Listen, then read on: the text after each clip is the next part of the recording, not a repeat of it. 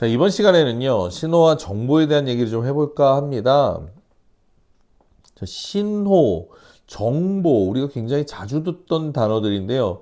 얘네들의 개념을 좀 확실히 하고, 그리고 나서, 아날로그 신호, 디지털 신호에 대한 얘기도 좀 해보도록 할까 합니다. 자, 일단 신호라고 하는 건요, 과학적으로 얘기할 때, 나를 둘러싼 모든 자연환경, 즉, 자연에서 일어나는 모든 과학적인 거 뺄게요. 모든 현상들이 우리에게 전달되는 것입니다. 근데 그게 빛으로 전달될 수도 있고, 소리로 전달될 수도 있고, 파동이나 힘, 온도, 압력, 굉장히 다양한 형태로 우리에게 전달이 돼요. 예. 그게 바로 신호예요. 근데 그 신호를 기본적으로 우리가 받아들이기는 하는데, 모두 다 우리에게 의미 있는 건 아니에요. 우리에게 유용하게 활용될 수 있는, 우리에게 의미가 있는 것들만 신호 중에서 정보라고 부를 수 있습니다. 쉽게 얘기해서 어떤 사람의 체온이 올라갑니다. 우린 그 사람의 체온이 올라가는 걸 알아낼 수 있어요. 그럼 체온이 올라가는데 뭐? 그게 무슨 뜻이에요? 이 사람은 아프다는 얘기예요. 신호는 체온이 올라가는, 온도가 올라가는 걸로 하는데 우리는 이 사람이 아프다라는 정보를 얻어낼 수 있는 겁니다.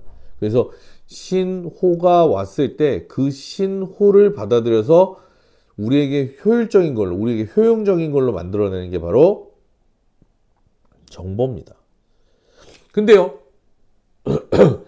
우리는 여태까지 신호를 감각기관을 이용해서만 받아들였어요. 그러다가 과학이 발달되면서 그 신호를 좀 더 수치로 정확하고 오차 없이, 그리고 또는 우리 감각기관이 받아들일 수 없는 종류의 신호도 우리가 받아서 과학적으로 또는 우리 생활에서 활용하고자 했었습니다. 그게 안 됐었죠, 감각기관으로는. 그래서 그걸 발전시킨 게 뭐예요? 센서예요.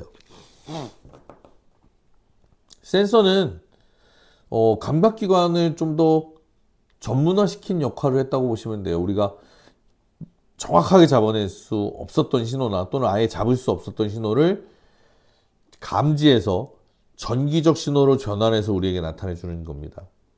다양하죠. 빛을 감지하는 애도 있고요, 온도를 감지하는 애도 있고요, 화학물질을 감지하는 애도 있고, 열과 압력, 그리고 속력 변화를 감지하는 친구도 있습니다.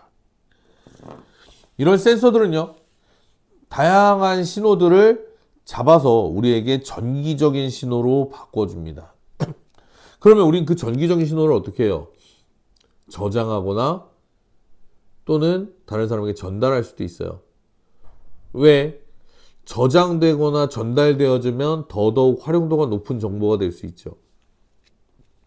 근데 문제는 일반적으로 우리가 자연에서로부터 받는 신호가 아날로그 신호라는 데 있습니다. 빛, 소리, 지진파, 온도 등 자연에서 발생하는 대부분의 신호가 아날로그 신호인데 얘가 연속적으로 변해요. 마치 우리 소리를 이런 식으로 내듯이 소리가 연속적으로 변하죠. 내가 이 신호를 줬을 때 누군가가 그 신호를 받아서 다른 사람에게 전달한다고 생각해 봅시다. 이걸 완전히 똑같이 흉내낼 수도 있겠지만 오히려 그렇지 못한 경우가 더 많을 거예요. 그러다 보니까 어때요? 신호가 왜곡되고 정보가 상실될 수가 있죠.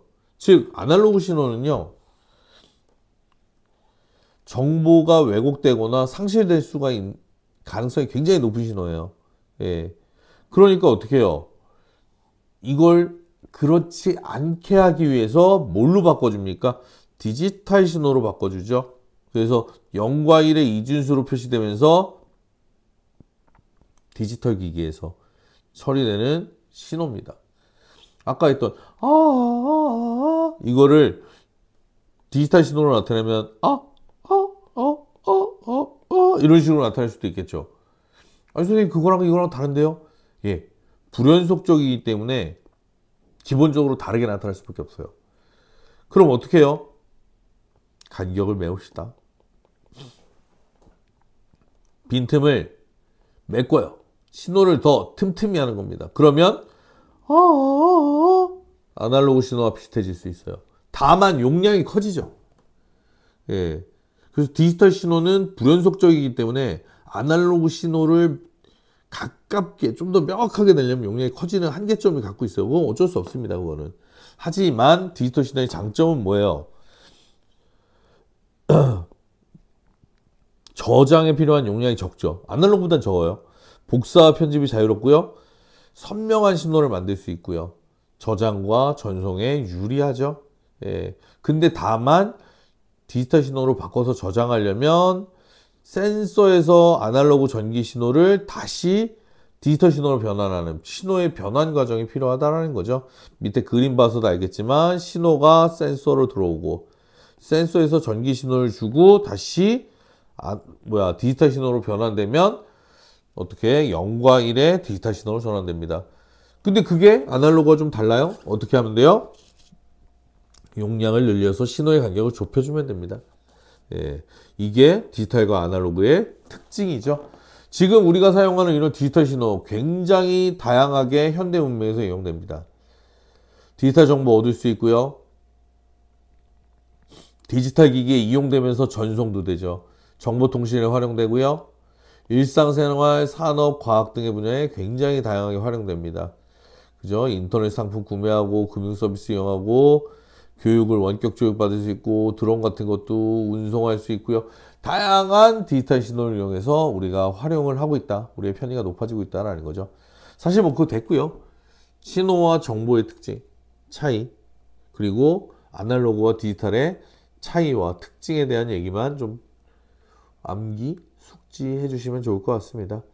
자, 일단 오늘 여기까지 하고요. 여기까지 하면 아마 1단원이 마무리가 될 겁니다. 예, 고생하셨고 1단원 다시 좀 숙지 좀 부탁드리고요. 2단원 가서 우리 물질 변화의 규칙성에 대한 얘기, 물질의 규칙적인 변화 뭐 이런 거 얘기 좀 해보도록 하겠습니다. 자, 고생하셨습니다.